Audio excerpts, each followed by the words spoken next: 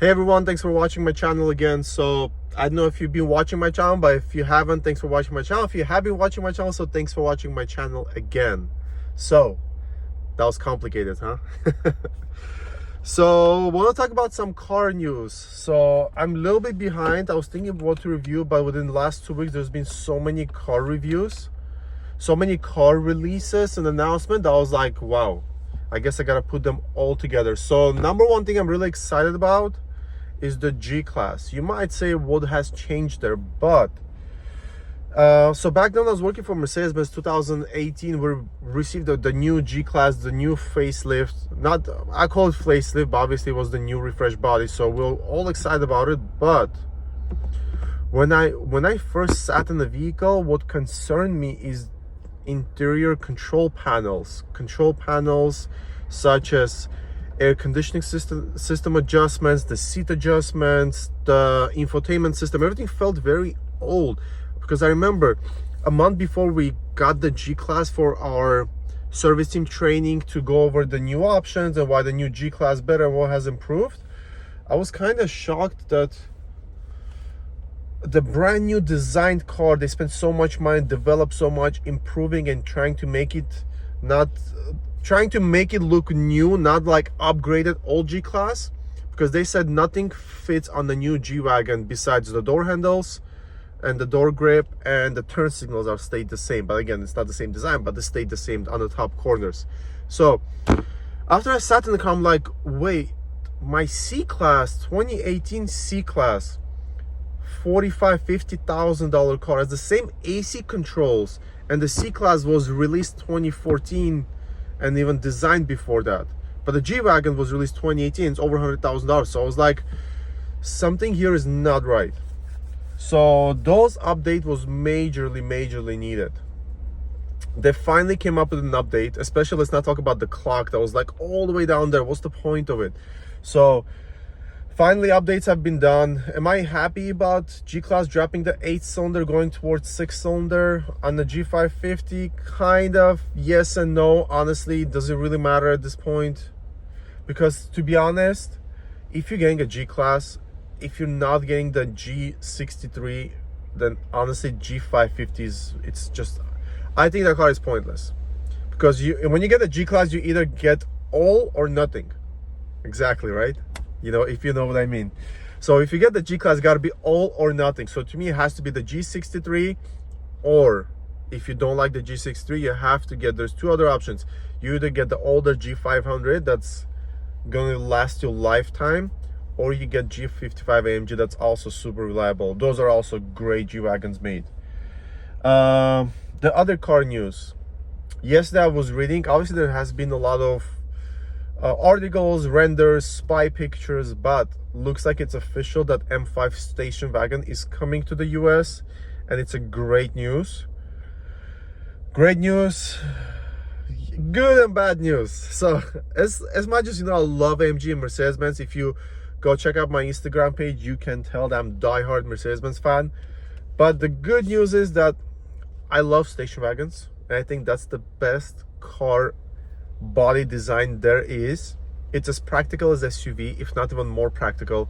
It doesn't take so much space. It's easy to drive. It looks amazing with a long rooftop, especially when on the new E-classes it's like nice and low. It looks really good. So me seeing as a car fan, I'm screaming inside that there's going to be M5 station wagon. As a Mercedes-Benz guy, I'm like, I don't like this news. Reason why? Because before this, BMW had no answer to E63 AMG station wagon. Now they will have an answer. And knowing Mercedes-Benz and their stupidity with their new C43 AMG, C63 AMG, I'm not even gonna go into AMG GT43. That's a 4-cylinder. So, but M5 station wagon is gonna be it's gonna be a game changer for a lot of people, especially for BMW station wagon fans that always want to have a station wagon. It's a game changer. So since I'm at that topic, let's talk about BMW and Mercedes-Benz just a little bit. My little bit might be hours, but we don't have hours, so I'll just try to make it I'll try to make it as short as possible. So Well, what Mercedes-Benz is missing out lately a lot is shocking, boom, hey, did you read this news? Did you see this? Did you see what's coming? What's happening? Mercedes-Benz is dying down. There is no crazy announcements. There is no excitement about their new product. There is nothing like that. I'm gonna let this car go by.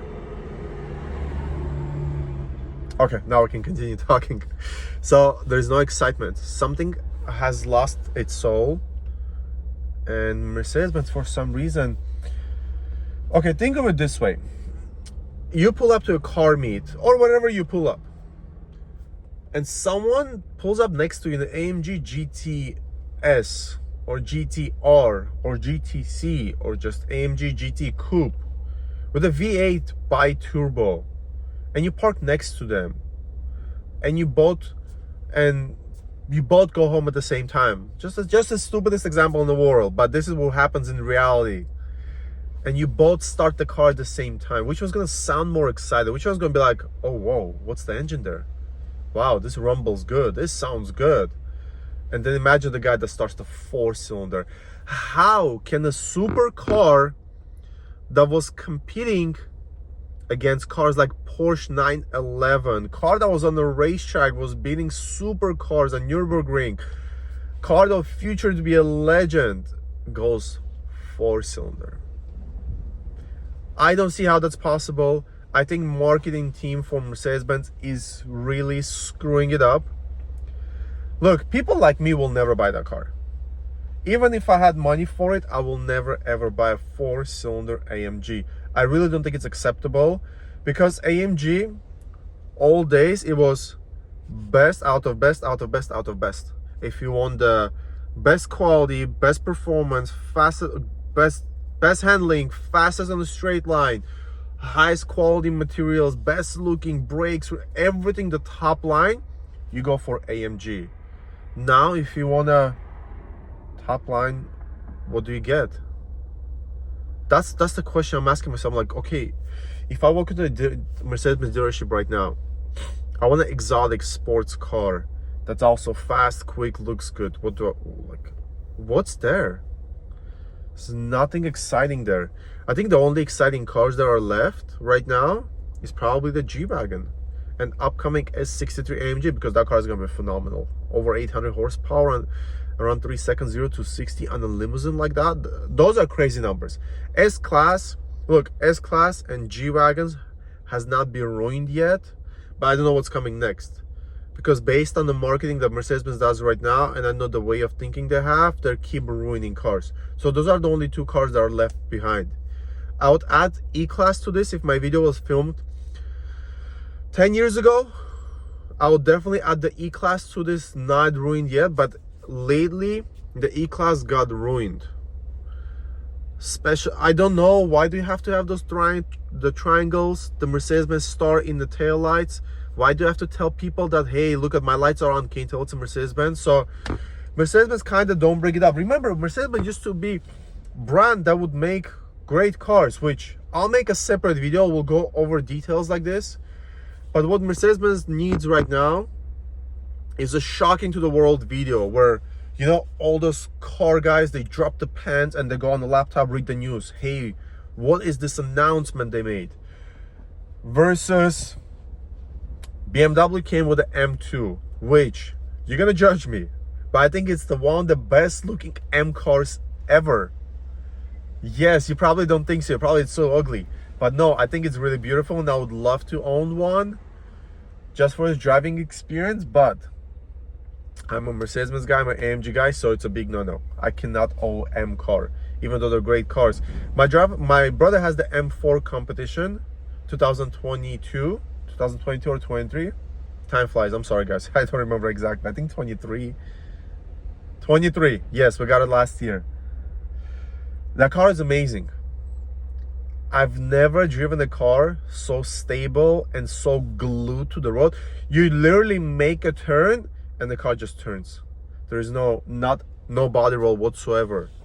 The only two complaints I have on the car: if you don't push it, you're not an M2, when you step on the gas, there is a lag, like half a second lag that makes you think like, where's the turbo? And other thing I don't know if owners experience this, but there's a lot of vibration from the drivetrain to the steering wheel when you go on the bumpy roads where it has the little potholes and you kind of look a little shaky. There's a lot of tapping to the steering wheel, which I did not like. But again, it's a phenomenal car. It's a really good car. So BMW M is making great announcements. They're bringing the station wagon. They came up with the M2. They came up with the ugliest shit ever. I'm sorry, but XM is disgusting. It looks like a fat pig. Disgusting car. But again, it makes people to talk about it, makes people interested, makes people talk about the brand, which Mercedes-Benz doesn't do. They are gonna bring E53 AMG station wagon, but that's not enough. Bring the V8 E63 station wagon back, because I think Mercedes-Benz is gonna lose a lot in the game. They're competing with one of the biggest brands, one of the most difficult performance cars to beat, which is the M5 and M3. And what Mercedes-Benz does, they downgrade themselves. They go C63 to 4-cylinder. It's fast. It's a really fast car. Handling, no. Chassis all over the place. It's not a pleasant car to drive. Same as C43 AMG. New C43 AMG is not a pleasant car to drive. I'm sorry. If you just got one, if you have the ambient lighting, you think it looks cool, it drives cool. No, it's not. No, it's not an enthusiast driving car. Like, you're not gonna take it to the canyons and enjoy it. It just does not give you that excitement. So what I'm trying to say is, Mercedes-Benz, wake up.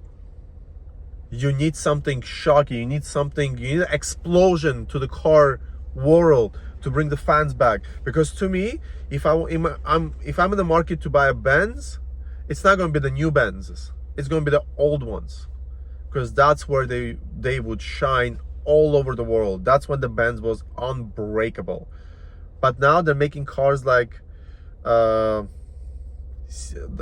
know you said 835, CL835, GLBQ. Like, what are these cars? Who thinks of these cars? I just don't understand. But I don't get too much into it. Remember what I say at the beginning of the video, that I'm gonna make it short? No such a thing. When it's a BMW Mercedes-Benz topic, you cannot make the video short. But I'm super excited for my next video that's already coming up within the next few days. So please please keep your eyes open for the announcement for my channel, and I'll keep more videos as I go. Thanks so much for watching, guys, and I hope to see you soon.